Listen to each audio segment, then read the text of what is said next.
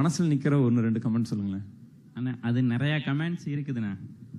அதாவது நம்ம வீடியோ போட ஆரம்பித்த ஒரு 2000 சப்ஸ்கிரைபர் இருந்திருப்பாங்க, சரியாக தெரில. அந்த டைமில் ஒரு அண்ணன் ஒருத்தவங்க கமெண்ட் போட்டிருந்தாங்க, இந்த சேனலை நோட் பண்ணி வச்சுக்கோங்க, இவங்க வந்து வருங்காலத்தில் ரொம்ப பெரிய சேனலாக வளர்ந்துருப்பாங்க, இவங்களோட வீடியோ குவாலிட்டி, வீடியோ எடுக்கிற விதம், அவங்க பரிமாறுற விதம் எல்லாம் அந்த அளவுக்கு ஒரு இதாக இருக்குது, கண்டிப்பாக இவங்களோட நோட் பண்ணி வச்சுக்கோங்க, இவங்க வந்து ஃபியூச்சர்ல பெரிய சேனலா இருப்பாங்க அப்படின்னு நம்புறோம்.